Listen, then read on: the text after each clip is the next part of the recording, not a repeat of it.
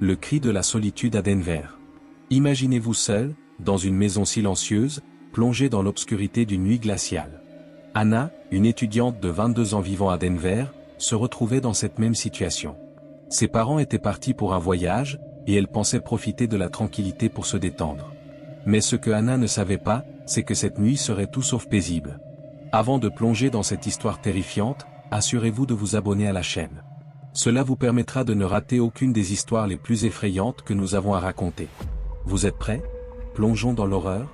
Tout a commencé par un silence. Un silence si lourd qu'il en devenait oppressant. Le vent soufflait doucement dehors, faisant frissonner les rideaux de la maison. Chaque craquement de bois, chaque bruissement, résonnait dans cette solitude glaciale. Anna essayait de se distraire en regardant un film, mais une étrange sensation la tenait éveillée. Elle avait l'impression d'être observée. Le sentiment d'être seule était faux. Elle le sentait, quelque chose rôdait. C'est alors qu'elle entendit des pas. Légers, presque imperceptibles, mais assez pour la figer. Ses mains devinrent moites, son cœur battait à tout rompre. Elle savait que toutes les portes étaient verrouillées, alors d'où venait ce bruit? Son esprit rationnel cherchait une explication. Peut-être le bois de la maison qui craque, un courant d'air, ou son imagination? Mais non, ce n'était pas ça. Ses pas étaient bien réels, et ils venaient du couloir. Prise d'une angoisse sourde, Anna se leva doucement, saisit son téléphone, et se dirigea vers l'escalier. Plus elle avançait, plus le bruit devenait distinct, comme si quelqu'un marchait juste devant elle. Et puis, elle vit quelque chose. Au fond du couloir, une ombre. Immobile, la silhouette semblait la fixer, comme si elle attendait qu'elle fasse le premier geste. Anna sentit la peur la paralyser, son souffle se fit court. Mais l'ombre, contre toute logique, disparut lentement dans le néant, se dissolvant dans l'obscurité. Pourtant, le bruit des pas, lui, continua. Lent, régulier, comme une présence invisible qui rôdait encore. Puis, son téléphone vibra dans sa main. Un appel. Le numéro affiché était celui de sa propre maison. Ses mains tremblaient alors qu'elle portait le téléphone à son oreille. « Je suis à l'intérieur ?» C'était un murmure, à peine audible, mais suffisant pour glacer son sang. Elle se précipita dans la cuisine, cherchant à fuir cette terreur inexplicable. Chaque pièce semblait plus sombre que la précédente. Le froid envahissait les lieux, et le silence était étouffant. Mais Anna n'était pas seule, elle le savait désormais. D'un coup, toutes les lumières s'éteignirent, plongeant la maison dans une obscurité totale. Le bruit de sa respiration résonnait dans l'air dense. Et puis, elle le sentit. Une présence juste derrière elle. Sans se retourner, elle sentit un souffle glacial sur sa nuque. Son corps refusait de bouger, paralysé par la terreur. Puis, un chuchotement, « Regarde-moi ». Anna savait qu'elle ne devait pas se retourner. Mais une force inexplicable la poussait à le faire. Lentement, son corps tourna, ses yeux se posèrent sur l'endroit d'où provenait ce souffle. Ce qu'elle vit la marqua à jamais. Une silhouette déformée, une entité sombre, aux yeux vides, la fixait avec un sourire dément. C'était une vision d'horreur, une distorsion de la réalité. Elle cria, mais aucun son ne sortit de sa bouche. Ses jambes lâchèrent, et tout devint noir. Les voisins retrouvèrent Anna quelques heures plus tard, inconsciente, les yeux grands ouverts, figée dans une expression de terreur. La maison était gelée, comme si une présence surnaturelle avait aspiré toute la chaleur. Mais ce qui fut le plus troublant, c'étaient les traces de pas autour d'elle. De petites empreintes, comme si un enfant avait dansé autour de son corps inerte. Les semaines qui suivirent, Anna ne parla plus jamais de cette nuit. Elle refusa de rester seule à la maison et fit installer des caméras de sécurité. Pourtant, chaque nuit, à la même heure, les caméras enregistraient la même chose, une ombre traversant le couloir, et des pas qui résonnaient dans le silence. La voix du poste de radio à Richmond. Richmond, en Virginie, une ville paisible à première vue, cachait ses propres secrets. Parmi eux, celui d'une maison particulière, où un homme du nom d'Ethan vivait depuis quelques mois. Journaliste indépendant, Ethan passait de longues nuits à travailler seul, dans le silence froid de son petit bureau. Il trouvait un certain réconfort dans le bruit statique de son vieux poste de radio, une antiquité qu'il gardait près de lui pour briser l'immobilité oppressante de la nuit. Avant de continuer, pensez à vous abonner à la chaîne. Vous ne voudrez surtout pas manquer les histoires les plus effrayantes qui vous attendent ici.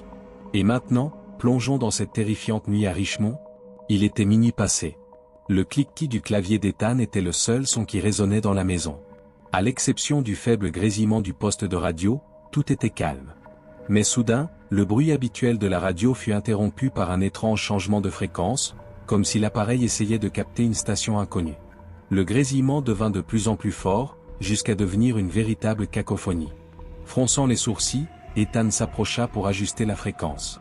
Mais avant même qu'il ne touche le cadran, une voix féminine claire émergea de la statique. « Est-ce que tu m'entends » Ethan s'arrêta net, la main figée en l'air. Une mauvaise réception, pensa-t-il. Mais avant qu'il ne puisse éteindre l'appareil, la voix reprit, plus nette, plus insistante. « Je suis dans ta chambre. » Le sang d'Ethan se glaça. Ses mains devinrent moites, son cœur battait furieusement contre sa poitrine. Il éteignit le poste d'un geste brusque, mais la voix ne disparut pas. « Je suis juste derrière toi. » La terreur s'empara de lui alors qu'il se retourna violemment, ses yeux cherchant frénétiquement dans l'obscurité. Rien. Personne. Mais le silence pesant de la maison semblait désormais habité d'une présence invisible. Ethan prit une grande respiration, essayant de rationaliser ce qui venait de se passer. Le poste de radio était éteint, et pourtant, cette voix résonnait encore dans son esprit, comme un écho insidieux. « C'est ton imagination », se dit-il, se forçant à reprendre son calme. Mais alors qu'il s'apprêtait à quitter la pièce, un craquement retentit, suivi du bruit distinct de pas lents et pesants, venant de l'étage. Ces bruits ne pouvaient pas être imaginaires. Le son était trop réel, trop proche. Le cœur d'Ethan se serra à nouveau. Il monta les escaliers à contre-cœur, le souffle court, chaque marche grinçant sous son poids. En haut, la porte de sa chambre était légèrement entr'ouverte, laissant filtrer une lumière faible et vacillante. Il se tenait là, paralysé par l'angoisse, le regard fixé sur cette ouverture. Le silence derrière la porte était assourdissant. D'un geste tremblant, il poussa la porte. La pièce était vide, pourtant il sentait une présence. Cette présence, froide, oppressante. Et puis, le poste de radio, bien que toujours éteint, émit de nouveau cette voix glaciale. « Elle est là. » Ethan se recula précipitamment. Il voulait fuir, sortir de cette maison devenue un cauchemar. Mais ses jambes refusaient de bouger. La lumière dans la pièce clignotait, et alors qu'il se tenait à l'entrée, la silhouette d'une femme apparut dans un coin de la chambre. Elle se tenait là, immobile, ses yeux vides le fixant, comme une ombre échappée d'un autre monde. Le visage tordu dans une expression de souffrance infinie. Et soudain, tout devint noir. Quand Ethan rouvrit les yeux, il était couché sur le sol du salon, en sueur, le cœur battant toujours aussi fort. Avait-il rêvé? Était-ce le fruit de son imagination? Mais quelque chose attira son attention. Sur la table basse, le poste de radio grésillait à nouveau, bien que toujours éteint. Puis, une dernière fois, la voix se fit entendre, basse, presque un murmure, « Je suis là, et je ne partirai jamais. » Ethan n'avait pas encore découvert l'effroyable histoire de la maison dans laquelle il vivait. 30 ans auparavant, une femme y avait mystérieusement disparu, sans laisser de traces. On n'avait jamais retrouvé son corps, mais des voisins racontaient parfois entendre une voix la nuit, semblable à celle qu'Ethan venait d'entendre. Ce soir-là, le journaliste comprit que certaines présences ne partaient jamais.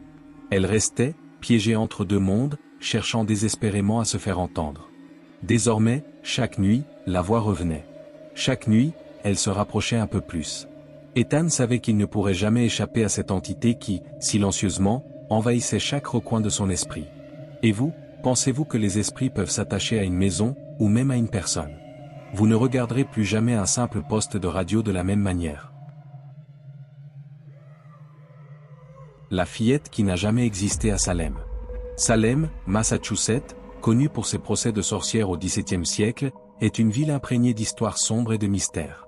Lily, une jeune avocate, pensait avoir trouvé la maison parfaite lorsqu'elle s'y installa. C'était une vieille demeure coloniale, nichée dans un coin reculé de la ville, pleine de charme et de caractère. Mais bientôt, cette maison devint le théâtre de son cauchemar le plus terrifiant.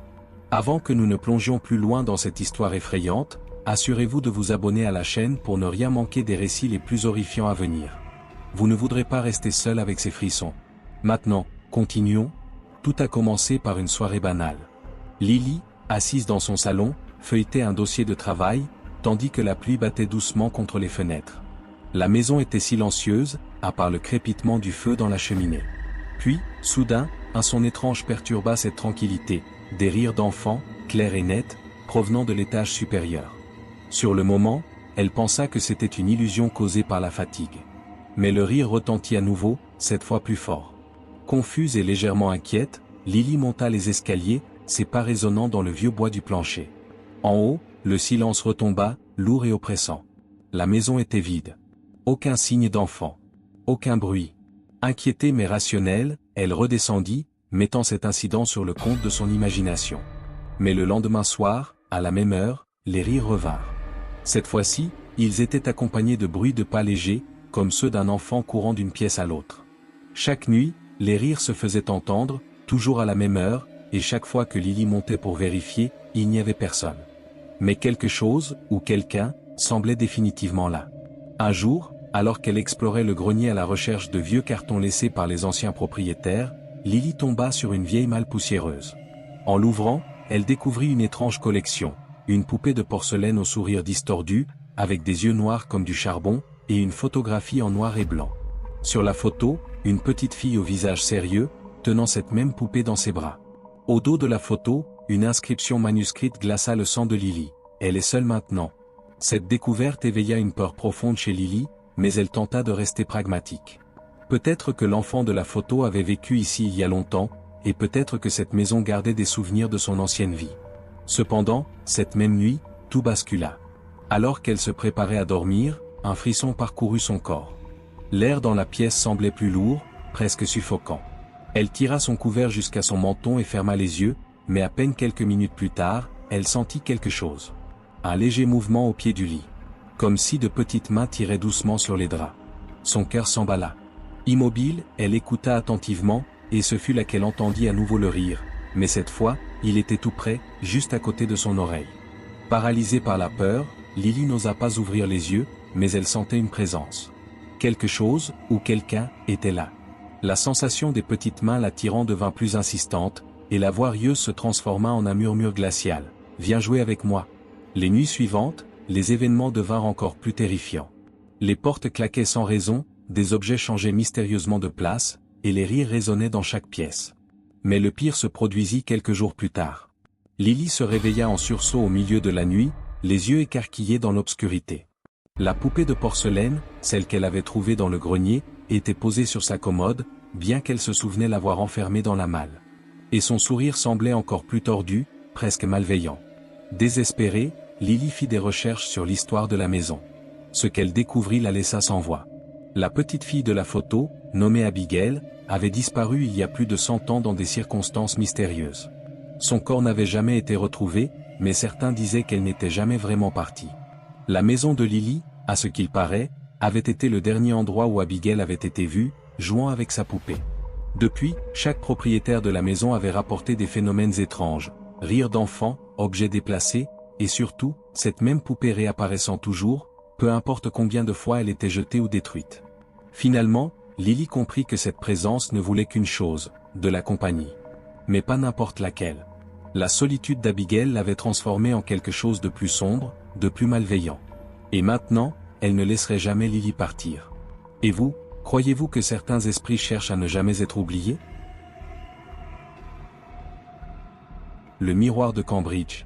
Dans la paisible ville de Cambridge, en Angleterre, Claire n'avait jamais imaginé que sa vie changerait si brusquement après avoir hérité de la maison de sa tante décédée.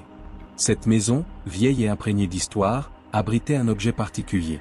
Un grand miroir victorien, majestueux, à la surface légèrement ternie par le temps. Il trônait dans le salon, attirant immanquablement l'attention avec son cadre doré finement sculpté. Avant de poursuivre, n'oubliez pas de vous abonner à notre chaîne pour ne rien manquer des récits les plus terrifiants que nous avons à partager. Vous ne voulez pas être seul dans l'obscurité après avoir entendu des histoires comme celle-ci? Maintenant, passons à l'histoire. Peu après l'installation du miroir, Claire remarqua que quelque chose d'étrange se produisait. Tout avait commencé subtilement, des objets déplacés, des portes qui claquaient sans raison apparente, et une sensation oppressante, presque suffocante, qui s'installait chaque soir. Comme si quelqu'un, ou quelque chose, la regardait constamment. Les jours passèrent, et cette présence devint impossible à ignorer. Une nuit, alors qu'elle s'apprêtait à éteindre les lumières pour se coucher, elle aperçut quelque chose d'étrange dans le miroir, une silhouette, juste derrière elle. Figée de peur, Claire se retourna rapidement, mais il n'y avait personne. Ce n'était que le début du cauchemar. Plus les jours avançaient, plus la situation empirait. Chaque fois qu'elle croisait son reflet dans le miroir, ce n'était plus elle qu'elle voyait, mais une femme pâle, à l'air désespéré, se tenant dans l'ombre. Ses yeux étaient vides, creux, et semblaient la fixer d'un regard glacial. Claire, terrifiée, décida un soir de couvrir le miroir, espérant ainsi mettre fin à ces apparitions troublantes. Mais au moment où elle s'approcha pour le recouvrir, ses mains se figèrent. Ce qu'elle vit dans le miroir la glaça sur place. Ce n'était pas son propre reflet qui la regardait, mais celui de cette même femme, ses longs cheveux sombres tombant sur ses épaules, son visage livide déformé par une expression de terreur.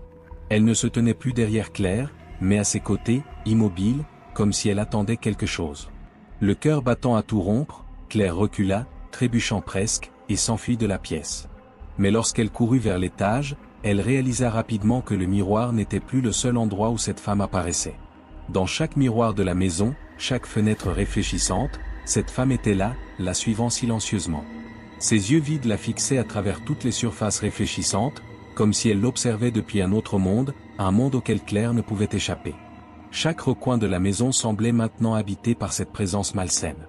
Le pire, c'est que la figure semblait se rapprocher, apparaissant de plus en plus nettement à chaque reflet, à chaque instant. Une nuit, épuisée et tourmentée, Claire tenta de détruire le miroir. Elle prit un marteau et, tremblante, s'approcha. Mais au moment où elle leva le bras pour frapper, un cri perça le silence. Un hurlement déchirant, inhumain. Claire, paralysée, laissa tomber l'outil. Le miroir vibra, comme vivant, et la silhouette de la femme s'anima enfin. Lentement, la femme dans le miroir tourna la tête, ses yeux vides fixant directement Claire, puis elle sourit. Un sourire tordu, cruel. La pièce se refroidit instantanément, l'air devint glacial. La femme avança dans le miroir, comme si elle tentait de sortir, ses mains fantomatiques pressant contre la surface du verre. Claire recula, trébuchant sur le tapis, la respiration coupée. Elle tenta de crier, mais aucun son ne sortit. Puis, d'un seul coup, les lumières s'éteignirent, plongeant la maison dans l'obscurité. Pendant quelques secondes interminables, il n'y eut que silence et obscurité. Puis, dans un souffle, Claire sentit quelque chose frôler sa peau. Elle était là, juste derrière elle. Et ce n'était que le début. La présence ne l'avait jamais quittée, et maintenant, elle la suivrait partout. Claire savait, au fond d'elle, qu'elle ne pouvait plus échapper à cette femme du miroir. Ce n'était pas seulement une apparition, c'était une malédiction. La femme du miroir ne voulait qu'une chose, prendre sa place. Depuis cette nuit-là, Claire n'a plus jamais été vue dans la maison.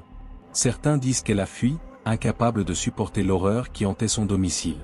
D'autres murmurent que si vous vous tenez devant ce miroir à Cambridge, et que vous regardez assez longtemps, vous verrez deux visages apparaître, celui de Claire, et celui de la femme qui a pris sa place. Et vous? Oseriez-vous encore regarder dans un miroir après cela? La porte qui ne se ferme jamais à Portland.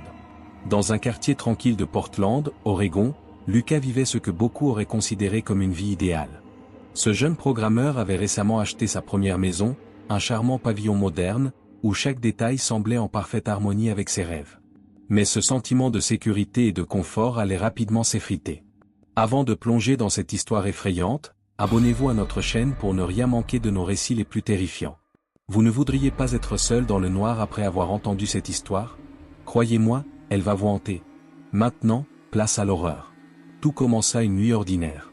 Lucas, fatigué après une longue journée de travail, s'endormit paisiblement. Pourtant, à exactement 3 heures du matin, il fut réveillé par un léger grincement. En jetant un coup d'œil vers l'obscurité de son couloir, il remarqua que la porte de sa chambre, qu'il avait fermée avant de se coucher, était à présent entr'ouverte. Confus, mais pensant qu'il avait peut-être mal fermé la porte, Lucas se leva pour la refermer. Il tourna la clé, s'assurant cette fois que tout était en ordre, et retourna se coucher. La nuit suivante, à la même heure, Lucas se réveilla de nouveau. Le même grincement, la même scène, la porte, pourtant verrouillée, était de nouveau ouverte. Un frisson parcourut son échine. Quelque chose n'allait pas. Les nuits qui suivirent, le phénomène se répéta avec une précision alarmante. À chaque fois, la porte s'ouvrait, sans explication. Lucas commença à se sentir oppressé par cette routine étrange, une peur sourde s'installant en lui. Il décida d'agir et déplaça un meuble lourd, une commode en bois massif, devant la porte. Cette fois-ci, pensait-il, rien ne pourra l'ouvrir. Mais à 3 heures du matin, un bruit sec et terrifiant le réveilla en sursaut. Le craquement de la commode qui glissait sur le sol. En se levant d'un bond, il découvrit l'impensable. La porte était grande ouverte, et le meuble avait été déplacé de plusieurs centimètres. Lucas, les mains tremblantes, ne comprenait pas comment une telle chose était possible. La peur le gagnant de plus en plus, Lucas décida d'installer une caméra dans le couloir. Il devait savoir. La nuit suivante, après avoir encore une fois refermé la porte et déplacé la commode, il se coucha avec une anxiété palpable. À 3 heures du matin, la même scène se produisit, la porte s'ouvrit de nouveau. Le lendemain matin, le cœur battant, Lucas visionna les images de la caméra. Ce qu'il vit le laissa sans voix. À exactement 3 heures, la porte s'ouvrit, lentement, comme si une force invisible la poussait. Mais ce n'était pas le pire. Juste après, une silhouette indistincte apparut dans l'embrasure de la porte. Elle sortit lentement de la chambre. Ce qui glaça Lucas jusqu'au plus profond de son être, c'était que cette silhouette, c'était lui. Un double de lui-même, avec des yeux noirs comme l'encre, sans la moindre expression, déambulait dans le couloir, avant de disparaître hors du champ de la caméra. Lucas, pétrifié, revit les images encore et encore. Il ne pouvait pas croire ce qu'il voyait. Mais c'était là, sur l'écran. Cette chose ressemblait à une version déformée de lui-même, quelque chose de vide, d'inhumain. Les jours suivants, Lucas commença à remarquer d'autres anomalies. Quand il croisait son propre reflet dans le miroir, il lui semblait qu'il bougeait différemment. Parfois, son reflet souriait alors qu'il restait impassible. Des ombres semblaient glisser dans son champ de vision, mais disparaissaient à chaque fois qu'il tentait de les observer de plus près. Chaque nuit, la porte continuait à s'ouvrir, à la même heure, inlassablement. Lucas n'était plus seul dans sa propre maison. Il consulta des spécialistes, fit appel à des médiums, mais aucun d'eux ne put expliquer ce qui se passait réellement. Certains parlèrent de présence, d'esprit piégé, mais Lucas savait que c'était bien plus que cela. Ce n'était pas seulement un esprit. C'était une partie de lui, ou plutôt quelque chose qui avait pris sa place. La terreur devint insupportable. Il se mit à craindre chaque reflet, chaque miroir, chaque vitre, craignant de voir ce double aux yeux noirs le suivre. Puis, une nuit, il sentit une présence derrière lui. Il se retourna brusquement, et ce qu'il vit le plongea dans un abîme de désespoir.